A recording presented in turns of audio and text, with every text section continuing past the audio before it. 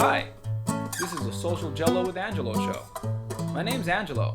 I'm a social scientist, surfer, martial artist, and a whole lot of other things.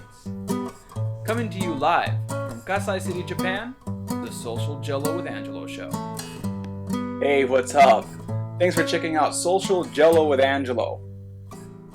If you want to support the show, just hit subscribe on YouTube. That's all I ask. If you're listening to this from one of the many internet stations that are out there, just jump on Google. You can Google Social Jello with Angelo, and it'll take you to my YouTube channel, and just hit subscribe. That's it. Today, I'm interviewing Nathaniel. It would be in his English name, but I would say it in Spanish. Nathaniel Ortega. He is a Kajukenbo instructor, and it was a great interview. I really enjoyed the things he had to say about martial arts, MMA, and Kajukenbo. So this is part of the Kajukenbo series. I hope you enjoy it. What I want to mention before we start this interview is going to be a mix of Spanish and English. English is Mr. Ortega's second language, so we're going to work with that. So please be patient. For my listeners, please be patient. But here we go. Thank you very much, Senor Ortega, for being here on the show today. Thank you so much for having me here and share with me your podcast. So I'm looking here, and I always say this. I told this to everyone I interview. I don't care about rank or about titles. I know some people do, but I still like to start the show with just to let people know who I'm interviewing and where they come from in the Kajukenbo community. So if you don't mind sharing, what is your rank and title in Kajukenbo? I am a Grandmaster 9th degree in Kajukenbo. Awesome. And what got you into Kajukenbo? How were you introduced to it? Wow, I didn't have a choice because my dad was the one who taught me, and I really don't know any other sports. Kajukenbo is not considered. There's many people considering as a sport, but it's not really a sport. But people see it that way. Regular people, not martial artists. Yeah. So I cannot go into other like baseball because I was in the afternoon after school. I was training, and that was like every day, Saturday, Sunday. I have off time. Even sleeping, I train Kajukenbo with my dad. And what who was if you don't mind sharing, what was your father's who was your father for the audience that might not know? Yeah, my father is Jose Luis Ortega. Most of the people know him as Sherry Ortega. When I have understanding, I was a little, but I can remember things. He was already second degree in Kajukenbo. So he is my instructor, and he grew up in the system, and he got right now that 9th degree grandmaster, senior grandmaster, and I be with him in all the steps. So I see him becoming a grandmaster since he was a second degree black belt. And you started training in Puerto Rico, right? Yes, Aguadilla, Puerto Rico. Puerto Rico. But we got in those times we got different schools, so I was moving with him to each school, each dojo that he has. So I just don't have any options. I cannot go home, so I just have to go with him, and because sometimes I have 2 years, 3 years old, so I just sit there and play and do whatever I can. But I grew up watching. My PSP, my Nintendo was watching Kajukenbo live. And I always talk about that with my different people get into Kajukenbo at a different age, and because of that, their journeys vary. When did you?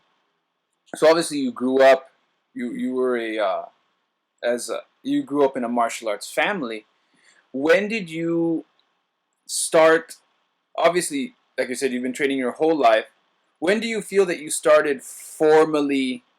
Like, if I were to ask you, when do you feel like you started formally training? Like, you put on the gi, you were sitting in the class. When did your father start that process with you? Yeah, actually, I was forced. It was really bitter, sad. I don't have good memories of that because I was by force. My mom, I remember one time that I was running to had make a jumping kick to one back, and I was sleep. I sleep under the back and hit all the backpacks that the student have there, and everybody was laughing at me. And I just run crying to my mom, and my mom just pushed me away and said, "Go back to the to training." And then I don't have any time to have like a play games or something like that. Like I go with my friends and have fun. So I remember that, but I hate it. I hate it to death. Believe me, I don't want to go. I just hate that. And then the force I just get used to. Being there for force. I just get used to and I just go. But there was one time that I have somebody beat me really bad. They punched me. I break my eyes, one of my eyes. He go and get a gun, and put it in my face. So all those things that happen, it shocks me. Why? Because I see it in the slow motion. I just surprised that I have the chance to think, but I don't move. I just stay there in the shock of the situation, in the shock of the seeing everything in slow motion, and I don't do that. I don't did anything. I just receive the punch. The punch doesn't hurt, even it cut my eyes, and I just like impressed what is happening until the guy put the gun in my face, and then other people jump on him and take him away. Then I go to the hospital, and I still have that in my mind, like, oh wow, how I don't know. You saw the movie, the new one, the Green Hornet.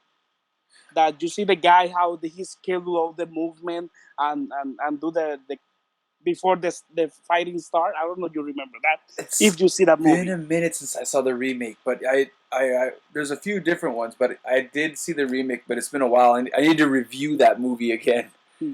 But Okay, but that happened. It was that I see all the movement that I can block, that I can strike, that I can move, but I didn't do it because I didn't realize that that is happening.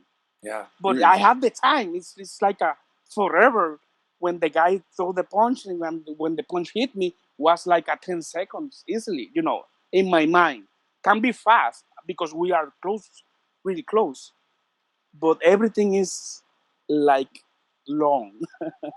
and you After when that, this I'm happened. sorry. So let me just clarify. This happened on the street.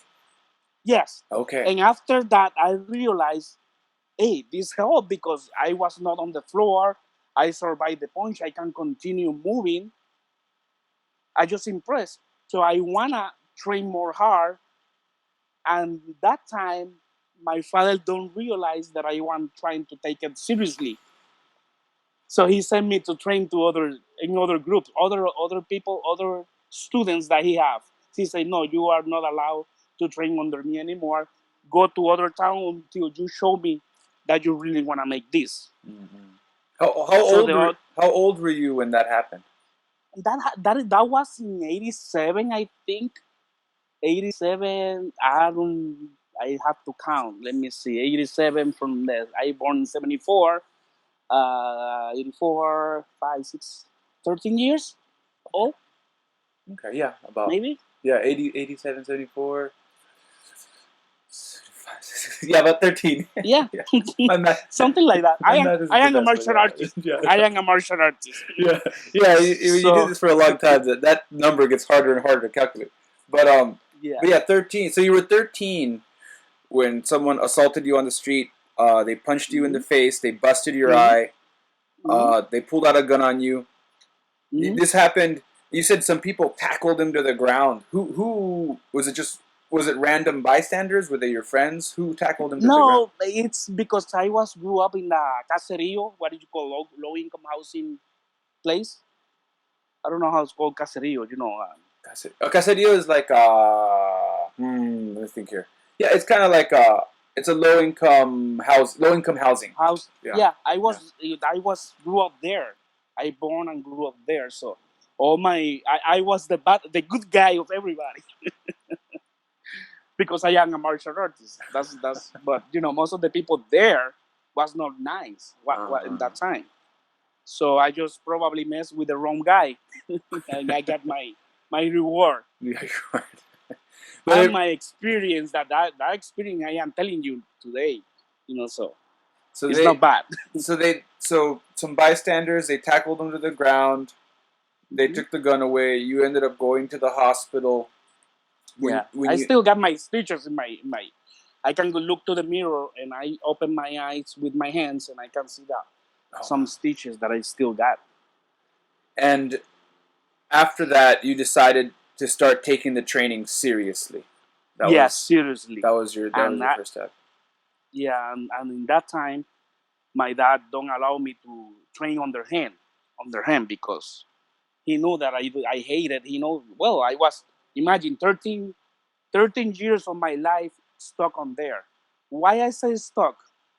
Because when I was probably little, 5 years to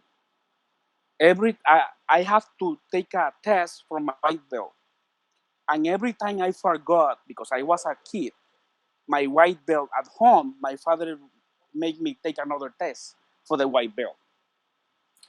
So I've been stuck in that situation from 77, 75, 74 that I born. I don't know. I say 77, 78, just 4 years. I see people, kids from 4 years that they can manage life at that time. They can manage, they realize things. Less than 3 years, 2 years, they cannot have too much sense of life. That's what I mean. I don't know if you understand what I'm trying to say. No, yeah, like you still you're still trying to figure it out for yourself what it meant to be in the and that's what I tell my I have a daughter and people ask me if I train her, and I tell them it's her choice. Like if she wants me to train her, well, when she wants to, I'll show her some things, but I really want her to make that decision on her own.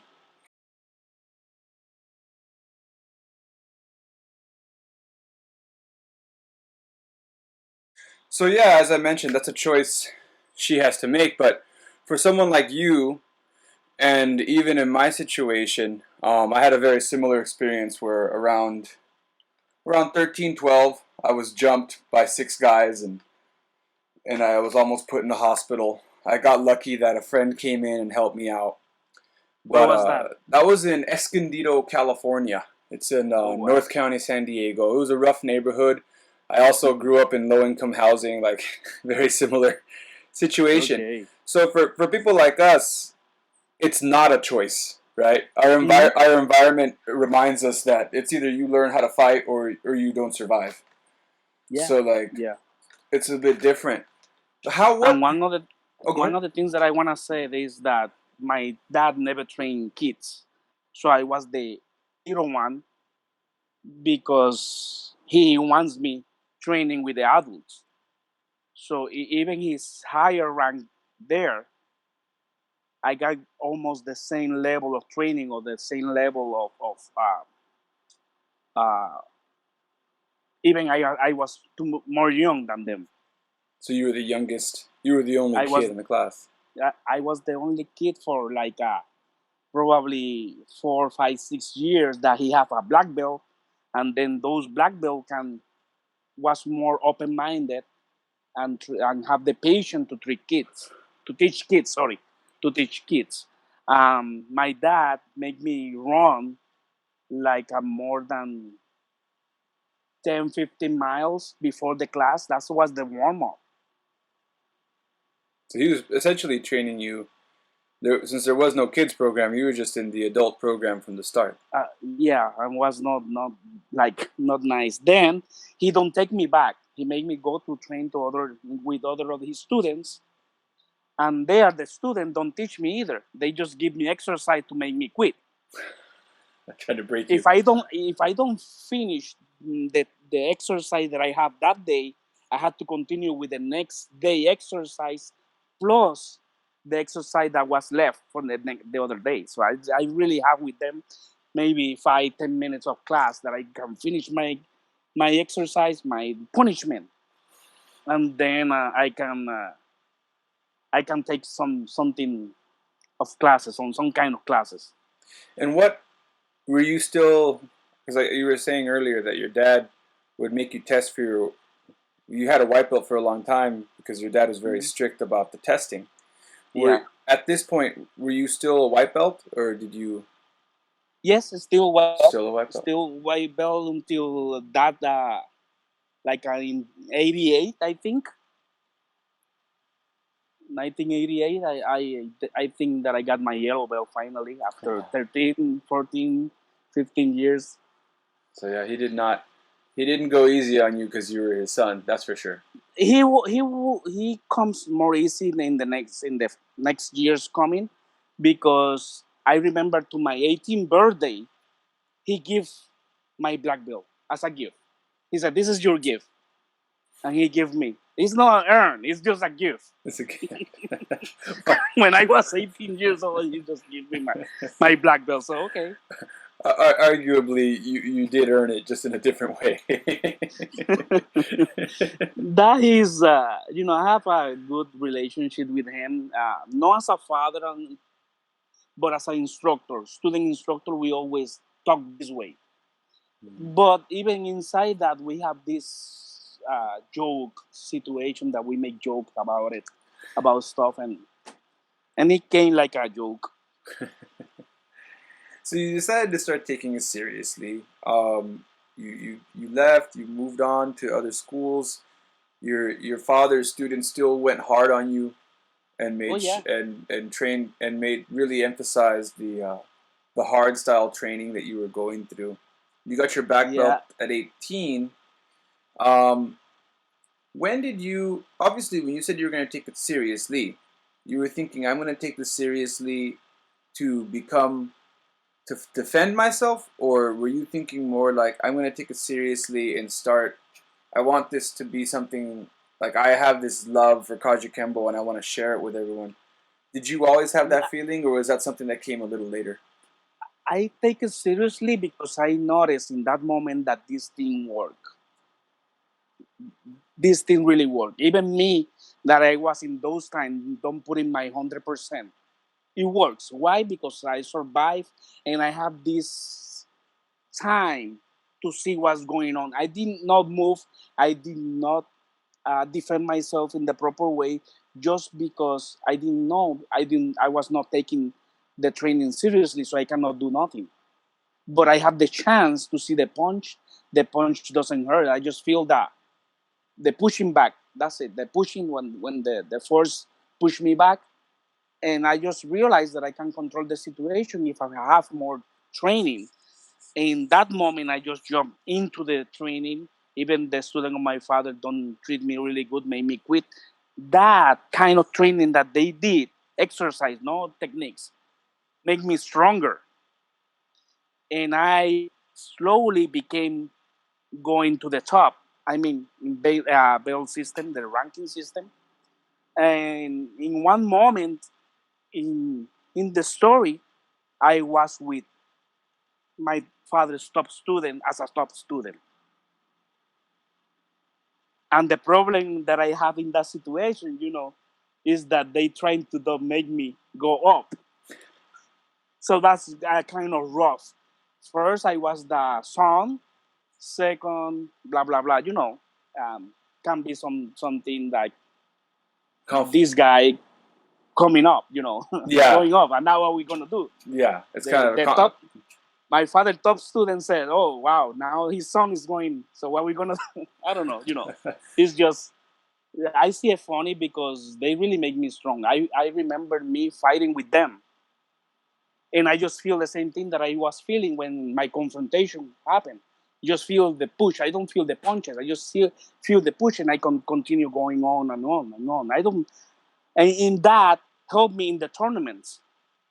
because I always continue going forward. I don't play the games tournament when you have to go forward and you make like you fake dead punch. No, I don't do that. I just start punching and I finish when the guy's in the floor. That's what my father teach me. So this is my way forever. I cannot go to a tournament just for that. I don't know tournament. I don't know fight in tournament. Yeah, you just push forward, and your style of Kajukenbo is about coming in aggressively and not caring too much about the point system. You're just trying to make sure that I always you're the one wear, standing at the end.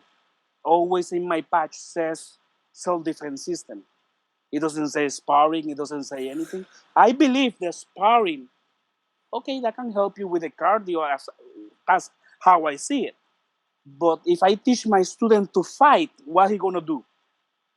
He gonna fight. If I teach my student to do self-defense, he gonna do self-defense. If I give my student an option to teach him to fight, he's not putting himself in a self-defense situation where he can defend himself and that's it. 1, 2, 3, or one, finish. No, he's just giving the option of fighting. I think that's a misunderstanding that we sometimes put it wrong in our self-defense. That's my personal opinion. I know that most of the people don't share that like I do, but I see that if you give the option, the student gonna fight, and you cannot. I think that's you cannot compromise that because no matter how good you train, there is always a possibility that you get hurt in the street. I don't like that. For me, self defense is exclusively for self defense, and you have to take it away from the I don't know how called sparring fight or Fight, what. yeah, sparring, and I think you're coming up on a close distinction here, and I'll ask you the question to follow it up. Some people feel, right now they have, as you know, and as you were saying earlier, about how you don't consider Kajukenbo a sport. And Mm-hmm. Kajukenbo, a lot of people within the Kajukenbo community talk about how Kajukenbo is one of the one of the original methods and and I say one of the because there's many around the time that Kajukenbo was being formulated. A lot of different places around the world were starting to experiment with mixing different styles, or MMA, as you will. That's already happened. That's already Yeah, happened in 1947. yeah. And what now you fast forward to now, and what people call MMA, and this is not to criticize MMA because I also participate in MMA. I'm not criticizing it at all, but I do think there's a distinction between what maybe someone who doesn't do martial arts thinks MMA is and what MMA really is. So I guess kind of throwing this back to you, Mm-hmm. you're touching on this right now with this idea of self-defense and sparring, right? And what would you say is a difference between an, let's say, a sanctioned fight and self-defense? What do you Well, think the before differences are in goals and whatnot? What would you say they are? before that, I can say one thing. Before that, a little outside of that, if any of my students fight, I know the reason, and the reason is that their self defense was not taught well. They don't train well in their self defense because they miss. And the next step outside of the self defense, what is happening? If your self defense fail, what is your next step? For me? Yeah. Oh, If your self if defense fail, what is your next step? What you have to do now? I well, fail in my self defense. My technique doesn't work. What I have to do now? adapt. I, So if you I, get, I always say if I was trying to defend and I get hit in the face, I just block that with my face. I'm going to push forward and continue from yeah. there. And then you cannot have the chance to do again a self defense. You have to fight. Yeah. The situation will not move at that surprising moment. You have to now adapt, and the adapting is just fight. So you skip one very important step, and you just get into the fight. Mm-hmm. And there is when your life is really on jeopardy. Um, that doesn't guarantee you for better that you are that you're gonna be successful. It's Sure. like in Las Vegas. In Las Vegas, you take two boxers. Who's gonna win? People say, oh, the most that train, the people who most train. And I said, okay, you take that fight and you make them drink water, come back, drink water, come back, fight again. Is gonna win the same guy? You don't know. So this is my situation with the fighting. So the sanctioned fighting, like you were saying, um, I think it's a sport. It's a good sport. Some people like golf, other people like surfing, and maybe most of the martial artists and boxing people like that kind. It can work, because there is involved training, and everything that involve training involve hard work and involve like you can survive in the street with that. But I just don't like as a first step the fighting thing, because I always carry a logo and a patch, and my system says Kajukenbo self defense system. That's the term that I always grew up. So fighting, I don't know. It's probably I can do some aerobics and got my cardio moving there. So in the same way I can do wrestling, I can do MMA, I can do anything that takes punch, kicks, and cardio.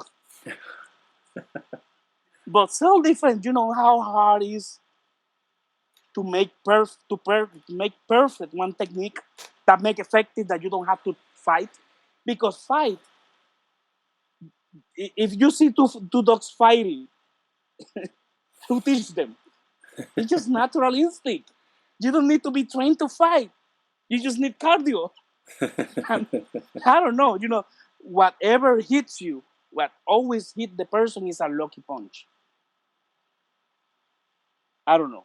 This is my point of view, but I grew up. I'm 45 years old. And I grew up always with a vision of self defense. Make strong your self defense, hit hard, and you're going to hit only once. And sometimes self defense, it had to be an offense too. To be defensive, you have to be offense sometimes. You see the situation that is not going in a better way, you have to hit first. And that's offense. It's not defensive. But you defense being offense. Yeah. I don't know if I can explain that. No, that goes with that saying, right? Sometimes a good defense is a strong offense. That's Yeah. That's right there. So, That's in line with that. yeah. But right now I'm 45. I don't get young. I get older. And I don't picture myself doing fights. I gonna be hurt. I don't have the cardio skill, whatever. It's, I don't know. For me, fighting is. Every time that I see a fight, normally it's kids, young people who go in trouble in the street, and they fight. We are talking about the sanctioned. You said Sanctioned fights like UFC or K1 or any of the norm, popular normally venues for that. normally what I am seeing what happened there is people from the street, kids, they like to be realistic, and for them realistic is just fight. That is their point of view, so they just join anyone who teach them that, and they just do. And for them there's a mixed martial arts. That's the interpretation. But for me, being a mixed martial arts, you have to cover a lot of things. It's like Kajukenbo. When you do Kajukenbo, you don't need to be a specialist in all the sections, but you need to know all the sections if you have to move from one place to another. I mean, karate, judo, kempo, boxing, you have to move. You need to know what you're doing. If you just mix martial art and you just go down as a jiu-jitsu, you don't do mixed martial art, you're doing jiu-jitsu in a cage. Trying to do jiu-jitsu in the street with a pavement at 12 with a guy surrounded with a lot of people, I don't think that can be a good uh, mix. That is mixed martial art. There, it don't apply. Yeah. When you grab a person, how many persons you can fight when you grab someone? You can grab one person at a time. Maybe Okay, yeah. if you have two strong hands, possibly two. You see, and if my mom is with me, I can do it because I know that she's gonna grab somebody from the hair and she's gonna be the person who is on the floor with me. But imagine that kind of you grab someone on the pavement at 12 of noon in the noon with a hot. You know how every time you move, you got a scratch in your back. Mhm. Every time you move, that you cannot skip that cut that you're gonna have in the. Yeah, It's okay if you like that. rolling on asphalt is completely different from rolling on a mat. That's a And that's total for different me. game. That is the vision that I got of self defense. We can train to do that, or we can train to go in the mat, and it's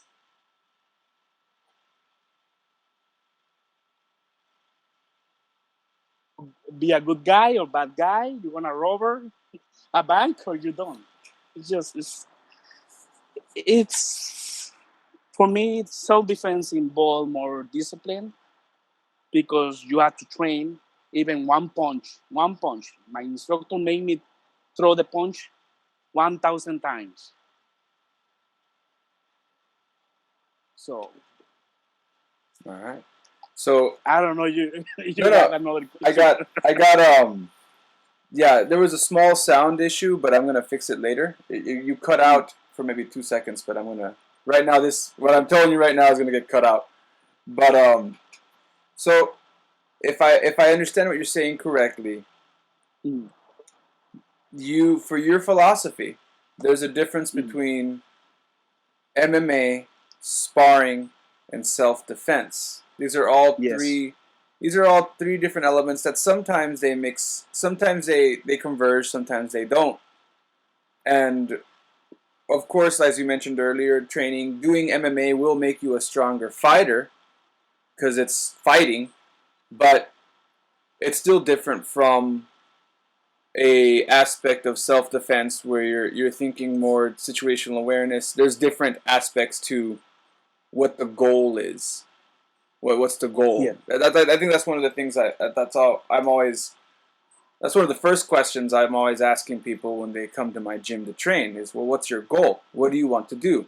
Are you training because you want to lose weight? Are you training because you want to fight in a cage? Because I've had people come in and say, I want to do MMA. Well, what do you mean by that? Well, I want to do cage fighting. Mhm. All right, well, you want to do cage fighting? We need to practice cage fighting. We need to practice rolling. We need to practice all this other stuff. But going back on your point about jujitsu and how people will go into the cage and just try to use jujitsu in the cage, and they'll say they train in MMA, but in reality, they're just training in jujitsu, and they're learning how to defend against other types of styles. But at the end of the day, they're trying to win using jujitsu, right? And Yeah. in that aspect, it's no longer their style is no longer what you might consider a mixed martial art. It's actually jujitsu designed to fight other styles. Is that what you're trying to get at? If I, Yeah, and also taking Kajukenbo an example is like you just doing Kempo and you forget about the other letters of Kajukenbo. You don't do karate, you don't do judo, you don't do jitsu. You have to be working in all the system, not only one section. Or do karate and that's it. It's like when because Kajukenbo covers everything. So then in the same way, mixed martial art, the word mixed martial arts cover a lot of things. It's not only jujitsu. yeah, there's a lot of different sections to that as far as Kajukenbo as a system is concerned, right? And plus, going back to the first thing about self defense, I remember when I can get punished. I remember those times when I get punished from my instructor if I fight. I imagine now the instructor teaching you to fight, no self defense, taking as a self defense and fighting two different things. So your instructor is teaching you fight, or your instructor is teaching you self defense. Like I said again, if I teach you how to fight, you're gonna fight. If I teach you self defense, you're gonna defend yourself. And it's not the same thing. When people see movies about martial art, they just see fighting. So they relate with martial art with fighting. It's not that way. Martial arts, if you learn self defense, you can avoid a fight. You learn to avoid a fight. Or you create a situation that you can control the situation. Yeah. I don't know if that makes sense. No, that makes really good sense. Yeah, so for me, self defense, you have to stick on that and make it perfect. It's just like the Japanese, you're there. They train and make perfect the techniques. The books, when you read self defense book, what it says, make perfect, train, and that's it. If you train, it's less depending where you go. You know, the places that you visit, that you're moving. You know, sometimes we get into not good places, and we have to be alert. But if you avoid all that and you go into the self defense, you just don't need to fight. Yeah. And again, going back. It worked for 45 years. It worked for 45 years. Yeah. To the idea of there's the style of fighting without fighting, form without form. This is, and a lot of people relate these kind of philosophies with Bruce Lee, but actually he took a lot of this from Miyamoto Musashi, which is the Japanese swordsman from way back. And you kind of look at that and you start to realize that there is this distinction between what an MMA fighter and a martial artist. And this happens a lot, right? People do MMA, they become a champion, they finish, they're done, they get their belt, they get their money, they retire, and that's it. Some of them never come back and train ever again. Some of them do. There's like within MMA, you will find real martial artists, like George St. Pierre. That guy is a real martial artist. He retired, but he still trains and he still teaches and he's still working on perfecting his art.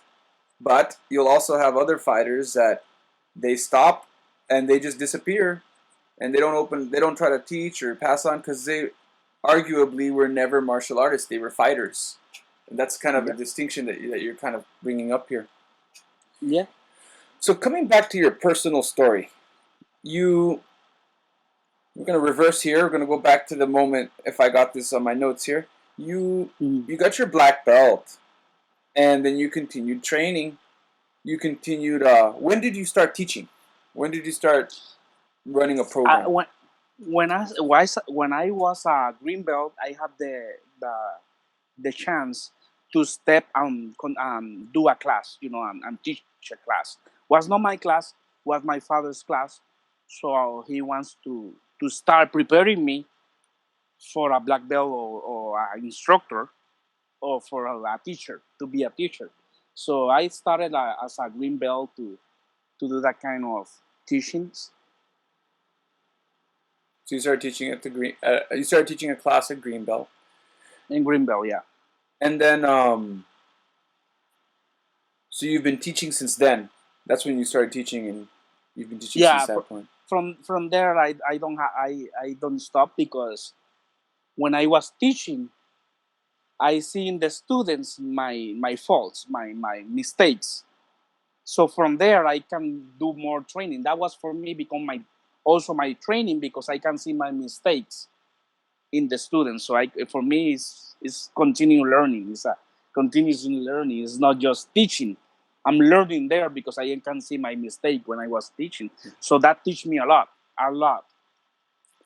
And within that journey, you started teaching at green belt. You got your black belt when you were 18. What kind of, after you got your black belt and you kept going from there, how did martial arts or Kajukenbo help you outside of the dojo, outside of the martial arts world? How did all this training help you in your personal life? Well, I don't know if I can have a distinction between personal life and Kajukenbo, because it's there. Yeah, It's there. Even I don't want it, it's there. I am a surfer. I do police defense. I am instructor with the police. I am. I got different kind of groups that I am affiliated, and everything is one way of life, and it's Kajukenbo. And I can take all those groups and still be me. I am not a surfer, and I'm gonna act as a surfer. I am a surfer, but I am a Kajukenbo who act as a surfer. A Kajukenbo who do surfing. A Kajukenbo who go to the police teaching. So I use those knowledge to be to be in my environment because this is that make me different than them. And it's not be better.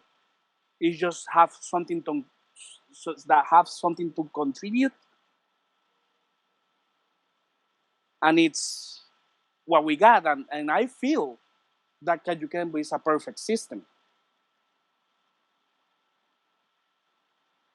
That is why I try to use that philosophy to get into the other groups, to join the other groups.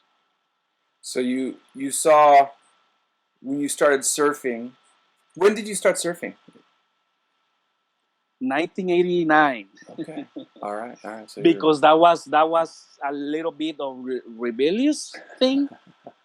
Because I will not think I will not do Kajukenbo all the time. So I'm gonna do surfing, and then I get involved in fights, and I have to use Kajukenbo, and then I have to respect the people there and how I do it, the way that Kajukenbo teach me. But don't cross the line. Yeah, yeah, exactly. That the surfing community has a lot of the same things. And you also Yeah. said you trained the police force. Were you a police officer as well? Well, there's a program in Puerto Rico that called auxiliary. So between the difference between the auxiliary police and the regular police in that program is the pay. Mhm. But you have the same duty, you have the same rights, you have the same power. It's just you don't get paid. Okay. And because you don't get paid, the hours is the volunteers hour, the hours that you want to give. Okay. It has to be 20 hours, the minimum of 20 hours a month. So my experience helped me to join the what people call the SWAT, the SRRT SOR. So I just was in that unit. So in the same time, I teach self defense, helping to the defensive tactics techniques. I learned because I got the right to take courses, and So every you were course saying that they you were give, I doing was this. there. Okay. I Let me took see if a I lot of pronounce this right. SWAT It's courses, SRT, SROT everything. training. Is that right? Like SORT. Yeah, SORT. SORT. So sort is the name of the. Special response team. Okay. Special operation response team. Special operations response team, and it was essentially a you can volunteer as a to be a police officer. You're doing volunteer community service as a police officer. You don't get Yeah. paid, but you still took the same courses. They offered police training courses Yeah. that you took, and you continued your training I in had that to go program as to well. a 6 months academy. A 6 months academy I have to go into. So to the academy, and you also in that program you trained police officers and worked with them in developing techniques to help them with their work that they were doing in Puerto Rico, if I'm not Yeah. mistaken. Yeah. Right.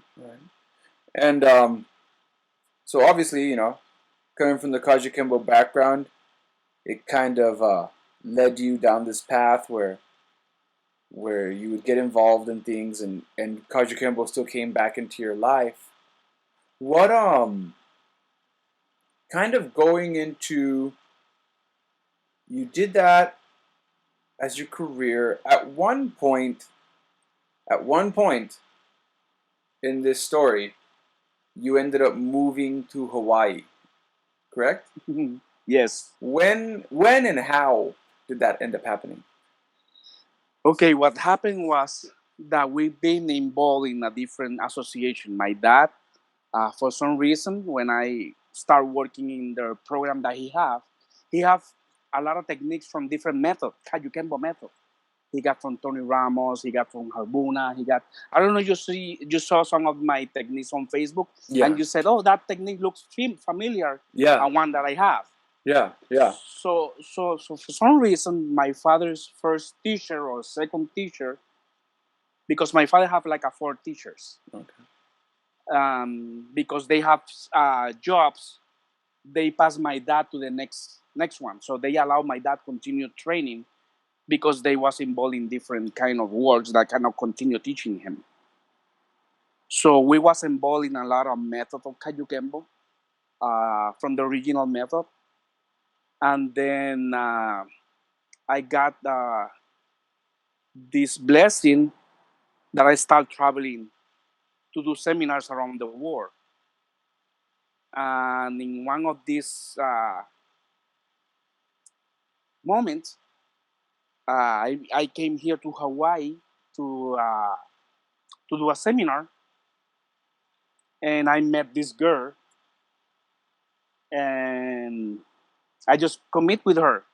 She was really nice, and she told me um, that she wanna commit. You know, she would. I asked her if she wanna commit. She said yes, and that's changed the whole history. Why? Because two reasons.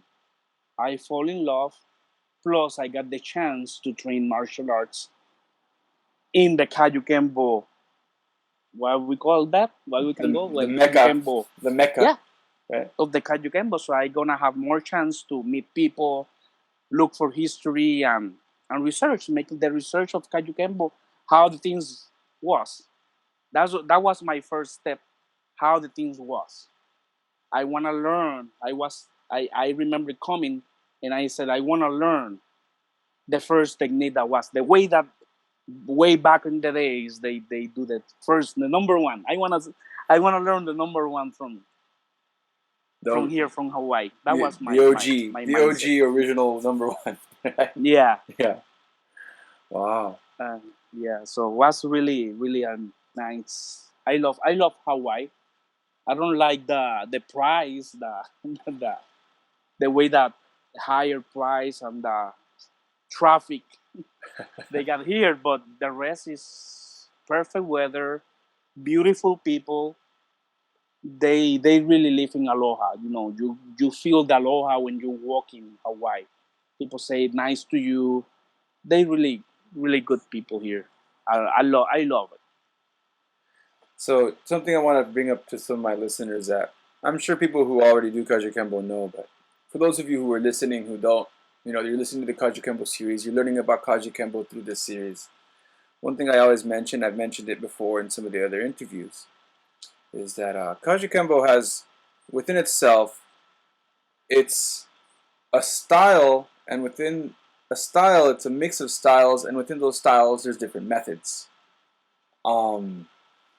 And because of that, it's very flexible, and there will always be these similarities because we did all start from the same branch, but from that point, depending on which method you trained under, you are going to have some differences. And Kajukenbo is very open to that. Well, most Kajukenbo practitioners are very open to that. Yeah. And that's why when we're hearing this narrative about Mr. Ortega's father, how he trained under the Ramos method and some other methods, and then eventually he went back to Hawaii and started going under the more original method, which I'm guessing you're talking about is the Emperado method, right? Not really. Really? Not really. Uh, I started under the Donna Huleba American Kajukenbo Association. My dad was a student of George Jackson that they came from the AKA, Oh. American Kajukenbo Association. Donna Huleba was the chief instructor. George Jackson was the student. But those people, those masters are military, so they have to move around.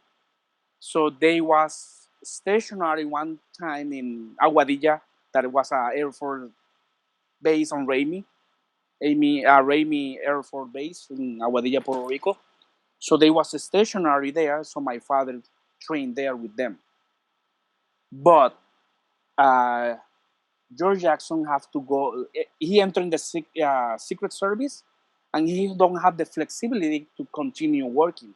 My father stay in second degree for 14 years because he don't have anyone who teach them continuously. So what George Jackson did, he passed uh, my dad to another instructor, the student that he had. That in that time he was training with another master. That master was Richard Peralta from the Kajukenbo self-defense system. Kajukenbo with the M.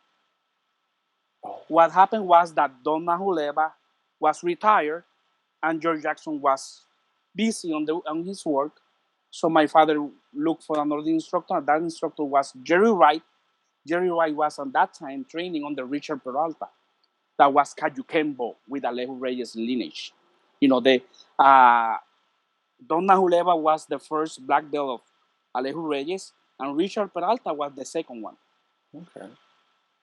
So I guess to get a clear answer from you, what method would you consider to be the biggest influence for your Kajukenbo? So, like, going back to what I said earlier to my listeners, everybody's Kajukenbo is different. So, for you, what do you think? Well, how do you feel? Which method do you feel would you say is the method that, aside from the stuff that you put in, like, to make the question clear, like, what would you consider or attribute to what influenced the methods and your approach to Kajukenbo? Who would you mention?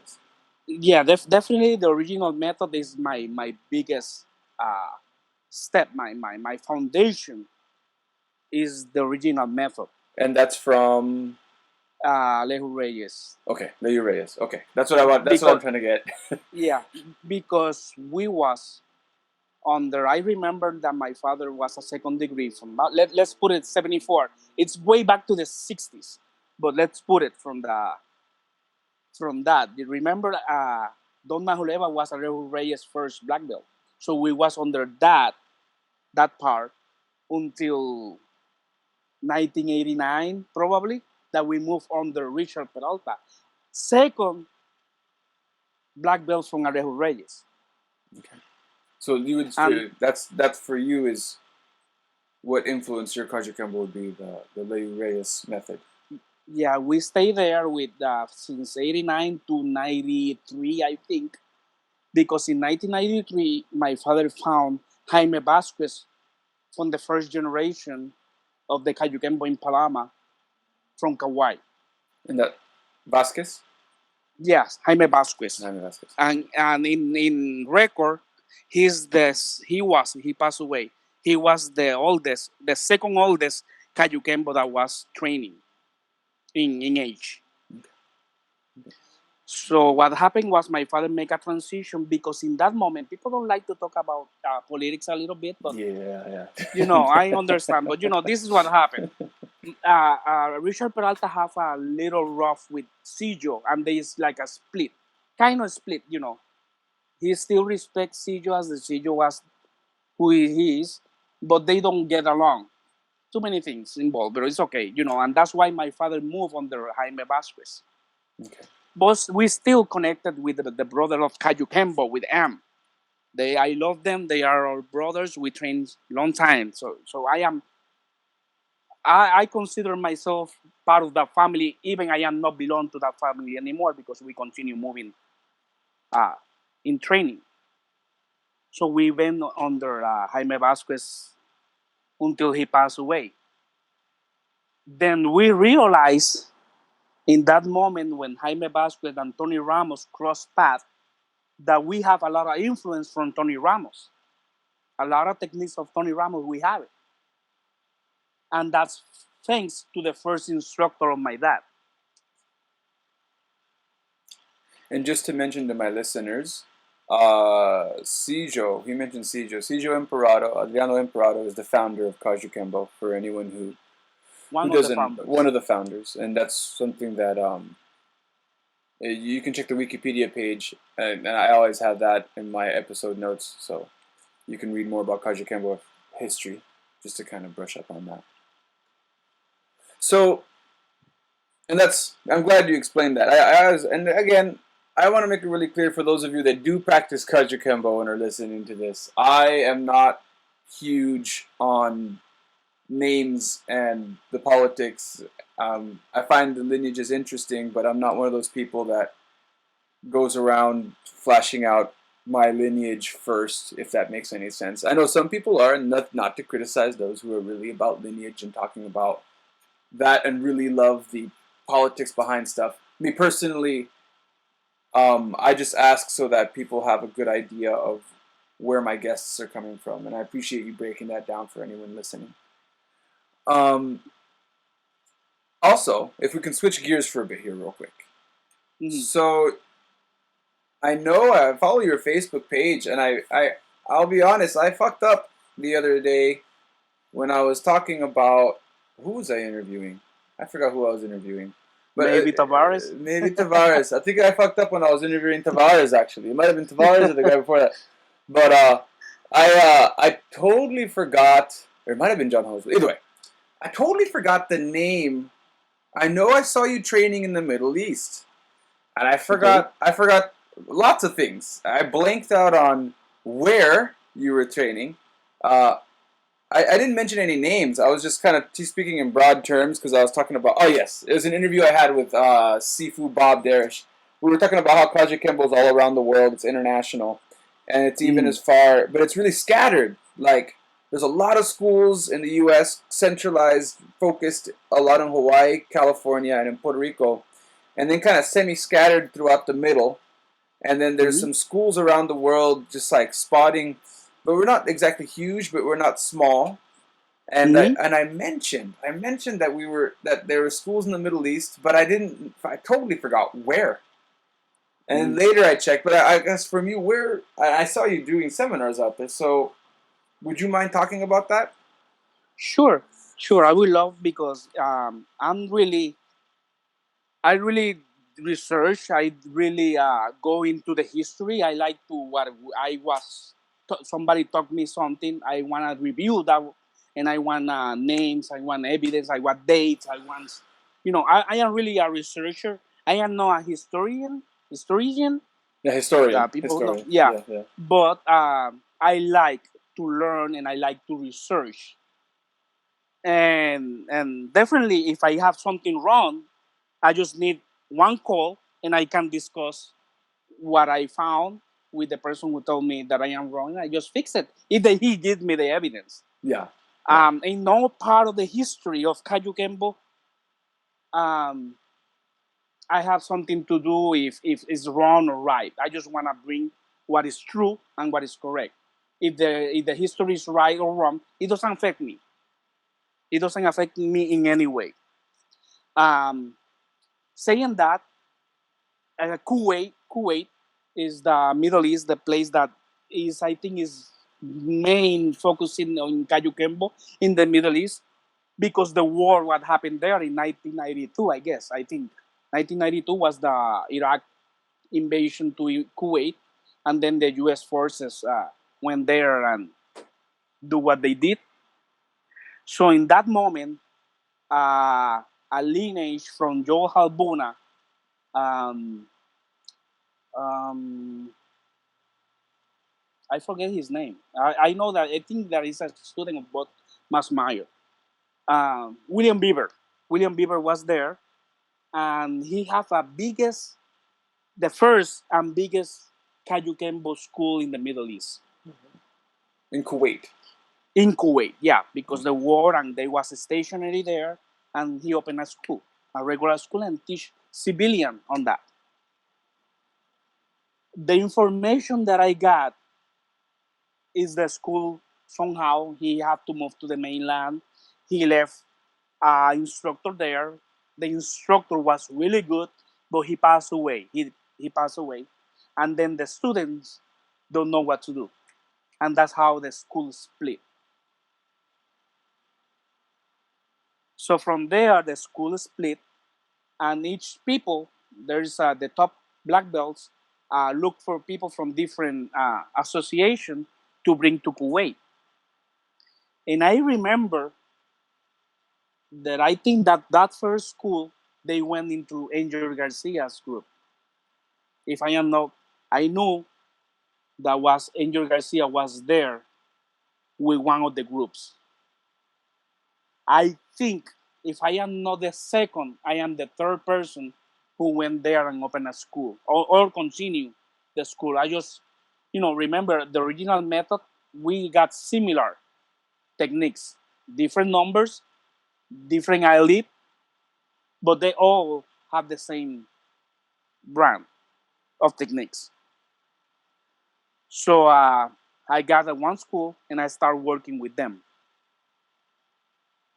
And from there, there's many others who went to the Middle East right now. Okay, so that's what's happening. All right, cool. Yeah, that's yeah. I forgot where it was, and that was a problem I had. But that's really it happened back in the '90s, and now they're still growing. I've seen a lot of their footage, and you were doing some work with them, and Yeah, my and I saw my that. So. school was my school, my original school there. They broke because the instructor have a personal problem, and the school broke, and the students got scattered. So from that school, the next school that I have to supervise, that is the one that I am now. He's from that first school that I Okay. was. Oh, okay. All right. So there's still a school there that's still under you. Is that Oh correct? yeah, Okay. I been last year. I've been like with them like 4 times in 1 year traveling. We went to Dubai. We went to Turkey. I went to Kuwait 2 times. But the instructor take the students to different camps, different places in the Middle East, and he always take me there to continue the training. Oh, okay. So it's the same school. So I see him last year from 6 to 8 times, and the month have 12, and we got 12 months. Oh, okay. So that's how committed he is right now. I said, you want to do this, you have to be really committed. So he took the challenge, and I'm really happy, really, really happy because he's doing, for me, my personal opinion, he's doing a good job. He always asks me, he sent me a message. Any remember, there's 13 hours different in the time zone. So, but he don't care. He don't care. We don't care. We just love working on that. He sent me a message anywhere, anytime, and we can continue talking. And he always, most every day, he sent me a message asking me something or any plans that he told me. What you think about this? He's really really organized. I really love, and it's really really dedicated. I for real, I never have a student that dedicates so bad that he's so far. That's really cool. Yeah, that's I guess that's the nice thing about the internet, right? We can really work together and use it as a good tool to communicate with the people that we work with. It is. It is. So, kind of getting ready for our wrap up here. What are your plans for the future? What do you what do you what do you what do you want to do in this upcoming time? Do you have any events, or do you have anything that you would like to do? What would you like to see happen for Kajukenbo as time passes? Well, Kajukenbo need to fix a lot of things that they have. If they don't fix, they need to move on and just don't pay attention to the neighbor and continue doing your work, whatever you're doing. That's the best thing to keep peace. Or you solve the situation, or you just don't care about the other person, what is doing or whatever. That's jumping into the politics. I think that Kajukenbo need to stop that and or join or don't mess with the other people works. Outside of that, personally, I want to improve more the Kajukenbo. That is why I'm still here in Hawaii, looking for history, looking for instructor, looking for techniques, and my techniques especially, it connects here in Hawaii, um, because even that I am from the original method, I got the chance because Mitosi was from Hawaii and I trained also Koshoru. And Koshoru is the great grandmother of Kajukenbo. So in the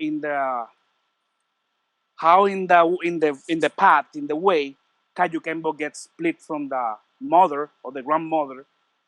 That's what I am looking for. What was the technique? What is the similar technique with one and another? So that's why you can see that when I sometimes I teach, you probably see some on my video, you can see different things, but that different thing is not different. It is stuff that they are not teaching in Kajukenbo because is the difference between the mom and the grandmother of Kajukenbo. That is what makes difference one art or another. So I am learning that. I started learning that in 1996, and I continue till now. And now I see self-defense really different. I got a program that I call skill development system, because now you are already a black belt. Now I need you to fix your skill. You to activate your skills. I want to work on your skills. You're already black belt. Now what you gonna do?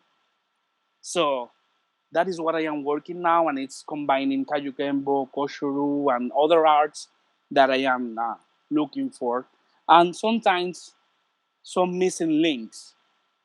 Uh, Thanks God, when I moved here to Hawaii, I found Tony Lassit. Tony Lassit is the first, not first, is the oldest Kajukenbo alive right now. He's 81 or 82 years old. Also in Koshuru, I got Paul Yamaguchi, that is in Kauai. He's 92 in Koshuru. So they are the top of the people, if we want to see it in that way, in the martial arts. I call Tony Lassit the senior of seniors in Kajukenbo. He's still alive, 80, 81 or 82 years old. Paul Yamaguchi is the senior of all Kempo, no matter who. All the Kempo practitioner is that person. So if I get to continue training them with them, I will understand a lot of stuff of Kajukenbo and Koshuru, and that's gonna make what I am teaching better. Better for me to teach others. It's not better to become over anyone. I want people to understand that, because my method is advanced method. I use advanced Kajukenbo. That doesn't mean that I am better than Kajukenbo. That means that what I teach to the people advanced movement. It's not that my techniques is more advanced than the Kajukenbo regular. It's totally different. And what you're talking about more again is self-improvement, right? Now that's what we always that's one thing It's that all the it schools have in is common, right? it is self-improvement, but I normally what I am doing is bring one technique from one system to another. I am not improve anything. I just put it there. Yeah, yeah, Or concept. That's another thing, because Koshuru there is no techniques in Koshuru. There is concept. There is studies. So that is probably what look like different. But it's not. I'm not saying that I am better.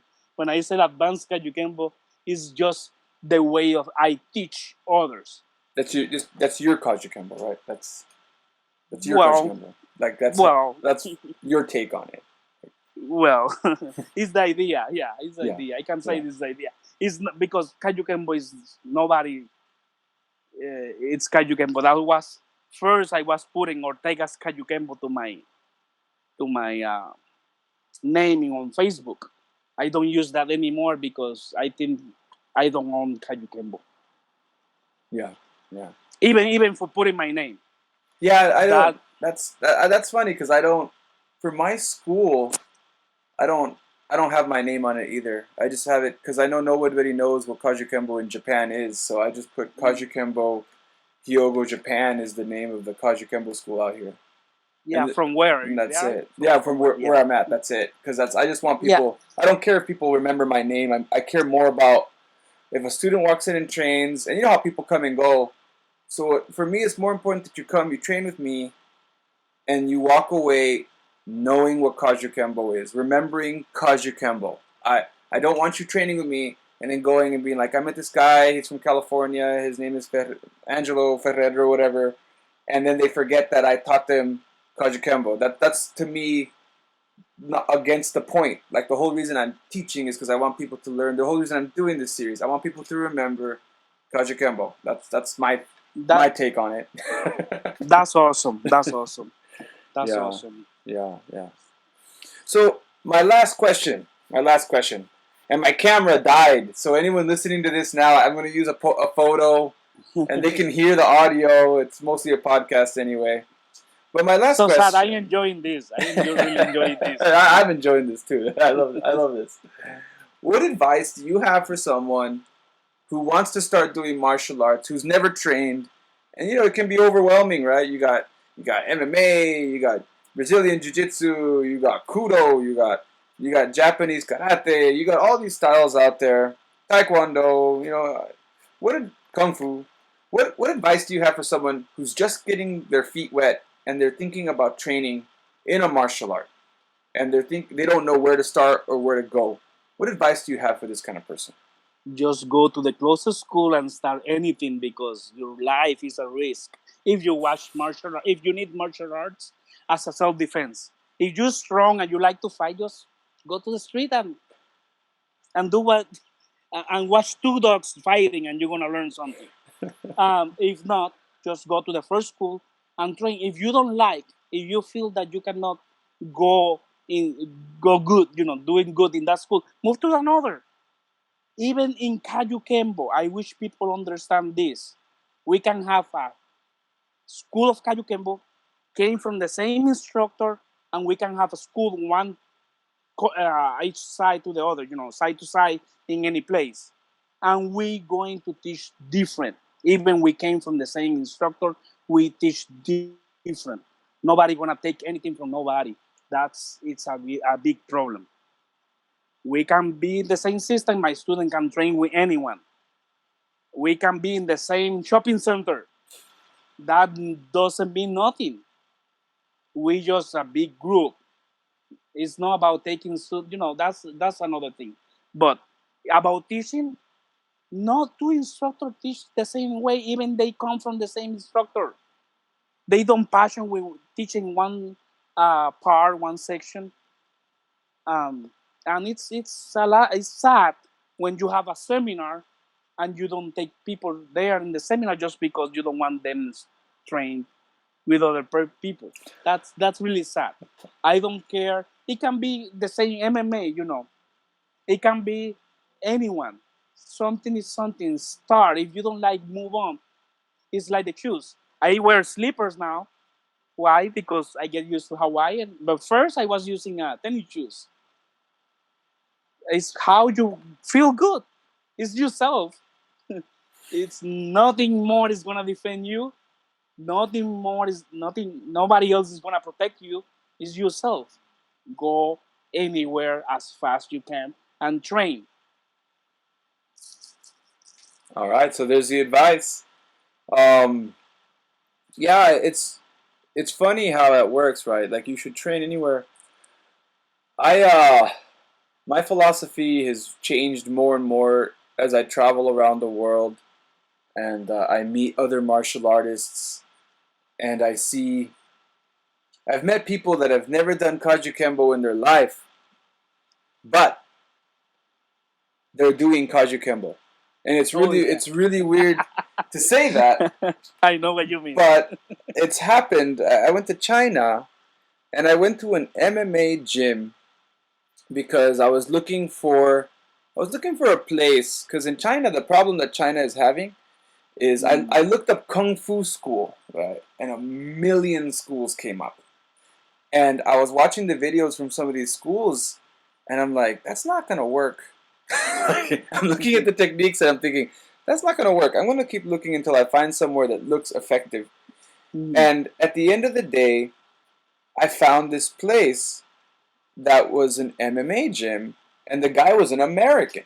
And I'm like, I'm gonna go beyond my stereotypes here, and I'm gonna go in there and see what he's got. And he was working with kung fu schools, and they were using their techniques on how to use them in real situations, in live drills. And then when I saw what they were doing, I walked in like, this looks like Kajukenbo. They're mixing kung fu with boxing, and they have I see some karate here, and they had guys that did karate. They had people, essentially, like, they had a group of people that came from different backgrounds: judo, jiu-jitsu, catch wrestling, kung fu, kickboxing, and these guys were all working together, mixing their techniques to make things more effective for themselves. And that's when I walked away saying, yeah, that's. And they all ask me, what do you do? I do Kajukenbo, but what you guys are doing is a set. I know it's going to sound weird because you don't know what Kajukenbo is, but you guys are doing Kajukenbo. Yeah. I totally understand because I see it too, and it's weird, and people cannot escape from Kajukenbo because first, it's a perfect name. You got all the arts there. Second, it's involved techniques that Kajukenbo have. Why? Because Kajukenbo came from karate, judo, jiu-jitsu. It's mixed martial arts. Yeah. And it's all there. So one good point that you mentioned now that I was listening to you, it's sometimes people see my techniques and says that doesn't work. But I am not making techniques. I am making people train a skill. So training a skill it's helping you to do something else. If you are punching a bag, the bag don't gonna punch you back. You are doing a drill. You are doing something. So that drill is a skill that you are getting into. So sometimes when you see my technique, something that you said, oh, remember one thing, that is not a technique. That's a skill that you have to work on it to become better. It's like some people said, make it simple, make it good. I said, no, simple is you're gonna make, if you do something simple, it's gonna be used to. If you train something hard, then you're working in your mind how you get it in yourself and make it faster. So is that difficult? You have to combine and make it simple, but in training, you have to train something. I don't know if you got my point. No, yeah, you have.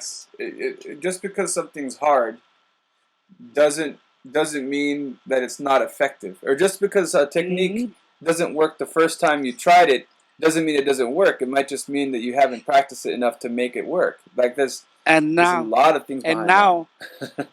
And now I'm gonna tell you that's advanced. And when I use advanced method and when I use advanced Kajukenbo, that is what I meant. Work, train, and you're gonna get it. It's not because it's gonna be better because you need a foundation, you need a basic. But then once you reach one level, what else? What are you gonna do next? Right? People think that normally that happens in black belt. Once the student reach the black belt, says, okay, and now you see that he don't come regular to school. You see that he's lack of commitment. So no. Now is your advanced or not advanced. Let's put it intermediate because my section work basic from white belt to black belt. I teach Kajukenbo techniques, traditional Kajukenbo techniques from white belt to black belt. All the techniques traditional there. Intermediate is from first degree to second degree, and advanced is for 6th degree and up. So that means, for me, this is my interpretation. One punch technique. If you move from one punch technique and you use 1, 2, 3, 4, that's basic. No matter how advanced you think the techniques are, no matter how impressive the techniques are, you are doing 1 step, 2 step, 3 step. Intermediate, you have to do it 2, 4, 6, 8. And advanced, you have to move. That for me is how I classify advanced or basic techniques. People get mad at me because they said this is the most advanced technique that we have. And I said, still basic because you're moving 1, 2, 3, 4, 5. You don't move it twice. If the attackers move and throw a punch and you block, that's one and one. So what's next? Both is gonna punch at the same face at the same time, at the face at the same time. But if you move 2 times in that moment, he throw 1 punch and you move, block and strike at the same time, you have 2 points, and he only have 1. When he moves next step, that is his second, you're gonna move to your 4. Or if you are more advanced, you move 3, 6, 9 instead of 2, 4, 6. Instead of 1, 2, 3, 4, 5, 6, and you end with the 20 techniques. Most of the basic techniques, you have to do 20 steps. Yeah. And I think, But then I classify as an intermediate that 2, 4, 6 to make it simple. yeah. And then advance like the movement. The person, you don't need to tell the person what to move. You just move. And to anyone listening to I this, hope you understand my English. I understand I'm your sorry. English. This has nothing to do with English. That I need to break down for people that don't do martial arts. They're probably thinking, "What the fuck is going on?" It's like, Oh, yeah. I'm gonna break this down. What happens when you do martial arts for a while, and it doesn't matter the style. There's this point where, in order, the better you get, and the better your teachers, sparring partners, training partners are. When you're training, no matter what level you are, there'll always be someone better than you. And what you'll notice when you go up against someone who's better than you, they're going to be 10 to 20 steps ahead of you. And then your job to get better is to bridge that gap, to get it back to 0, and then to become the person that's 10, 20 steps ahead of the other person. So that's you're kind of breaking that philosophy, these principles, and you're you're making it part of your system, which is really technical. This is not, what you just explained is not an English problem. It's a very technical approach to the way that you're doing your martial art, and some people listening to it may or may not understand, but I understand. So, some people says, "Oh, you're doing silat or you're doing kung fu." I never do that in my life. I just do the Kajukenbo, what the Kajukenbo step teaching me, and then I connect with another arts. That means Koshuru and other systems, and I got that moment. I said, "Oh, you look familiar with this." There's one person in Germany who is trying to share with me because he trains silat and he wanna know what kind of silat I do because it looks like silat but it's different. And I said, "This is Kajukenbo." Yeah, and then that happens a lot, right? Again, it's that's what I love about Kajukenbo is the idea that we're not rigid about where you take it, and if it works, you keep it. If it doesn't work, you see where you keep techniques that work, and you don't worry too much about where or what it's called. You worry more about the effectiveness, right? Mm-hmm. And how to make something effective. And I think that's what being a Kajukenbo artist is all about, is evolving as time passes and coming up with those philosophies. Yeah, but, I never say that something don't like me. I said I don't understand it. Yeah, Because I saw my videos now when I was a black belt and they are horrible. It's really horrible, my videos of black belt. When I see that, I said, wow, really? That's me? But then I caught myself doing some movement that I learned. I think that I create that movement, and it's not. It's something that my subconscious saw way back, and now it's work. First, I don't understand. I don't like it. I don't use it for so many years, but I get it in my subconscious. Why you say that? Your subconscious. Yeah, your subconscious. It comes back in your subconscious. Yeah. Subconscientes. Subconscientes, right? Subconscientes in Spanish. Yeah. Subconsciente, para que vean que estoy diciendo la palabra. La estoy diciendo bien. He's saying it right, okay? He said it perfect in Spanish. He said it perfectly, so I can verify. Yeah, it's what happened. One time they people asked me to say seatbelt in English to take a test, Oh, no. and I said, so I can say seatbelt. I can have a license, and they say yes. And I said, okay, for now you said cinturón de seguridad, and you cannot say it. And I said, so you don't have your license because you don't know how to say it in Spanish. But I told them, but I'm going to tell you something now. I know the use of that. And the use doesn't mean with the terminology. That doesn't came with the terminology. Yeah. No, there's a really famous line from the movie Walk in the Clouds. And my dad, I'm Puerto Rican as well, and my family's Puerto Rican. And my dad used to love this line. And the line was, just because I speak with an accent does not mean that I think with one. So that really resonated with him, and I completely understand it. Well, and I joke sometimes. With that because when people ask me where you're from, and I say I'm from Puerto Rico, and they ask me really, I say yes. And this lady, I have my green card, so there I testing his intelligence. I am testing him. His next response is gonna tell me how smart he is. So I make joke about me, my green card, my accent. I don't speak English, but every time I talk, I'm testing people. Oh yeah. Well, again, Nathaniel, I really appreciate you. Muchas gracias. Mahalo for doing the interview. It's an honor for me. Believe me, it's an honor. I follow your work, and it's something that our system needs. And it's really happy when I see people commit with that commitment like you, because it's helping for the system. You are trying to connect teachings. Now we not any longer. When SGwA was alive, I remember people going from different places to meet in one place because the founder was there. That doesn't happen anymore. Just a small gathering in different association. But what you're doing, you are trying to connect all the Kajukenbos. Listen to you. He don't even have to listen to you. He just have to make a research in YouTube, and they're gonna find you. And if they wanna learn, and the student wants to learn, they just need to listen to you. Oh, there's somebody else. There's another Kajukenbo here. Let me hear. Let me learn. This is really important, and your job. What you are doing a good thing for the Kajukenbo, and you have my respect for that.